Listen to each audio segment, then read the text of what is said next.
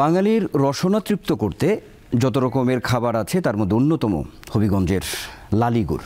আখের রস থেকে তৈরি এই গুড়ের ব্যাপক চাহিদা থাকলেও কমেছে উৎপাদন। এজন্য আখ চাষে উন্নত বীজ, সার, কীটনাশক ও প্রযুক্তির অভাবকে দায়ী করেন কৃষকরা। শীতকাল এলেই পিঠা পায়েস তৈরির ধুম পড়ে। এজন্য চিনি আর খেজুর গুড়ের পাশাপাশি সমান জনপ্রিয়তা পেয়েছে হবিগঞ্জের লালি গুড়। আখের রস জাল দিয়ে তৈরি হয় সুস্বাদু এই গুড়। সম্প্রতি কমেছে এই গুড়ের উৎপাদন। চাষিরা জানান, একসময় হবিগঞ্জের চুনারুঘাটের খোয়াই নদীর দুই পাশে প্রচুর পরিমাণে আখের চাষ হতো, কিন্তু নদী থেকে বালু উত্তোলন ও নদীর নাব্যতা সংকটের কারণে পলি না জমায় কমে গেছে মাটির উর্বরতা। প্রতি 3 পিসে আমরা 40 টাকা খরচ যায়। এগুলা কাটাই উঠে আমরা তো 10-15 হাজার টাকার মতো প্রতি লাভ করতে পারি। ওই লাভে লসে চলছে আমরা।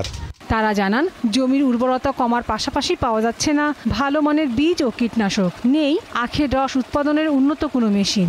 সার দেওয়ার লাগে, ওষুধ লাগে, এই ক্ষেত্রে প্রায় 20 থেকে 25 হাজার টাকার মতো নাই হয় প্রতি কেরে। ফসলে আশায় ফল হয় কিন্তু ফসল হয় না। আখ গবেষণা ইনস্টিটিউটের বৈজ্ঞানিক কর্মকর্তা জানান, চাষিদের আগ্রহ বাড়াতে নানা ধরনের পদক্ষেপ নেওয়া হয়েছে। কৃষককে আমরা সাধারণত প্রদর্শনী প্লট দিয়ে থাকি, সেখানে সার, বীজ, কীটনাশক, সেচের টাকা এগুলো আমরা দিয়ে থাকি। চলতি বছর হবিগঞ্জ জেলায় 490 হেক্টর জমিতে আখের চাষ হয়েছে।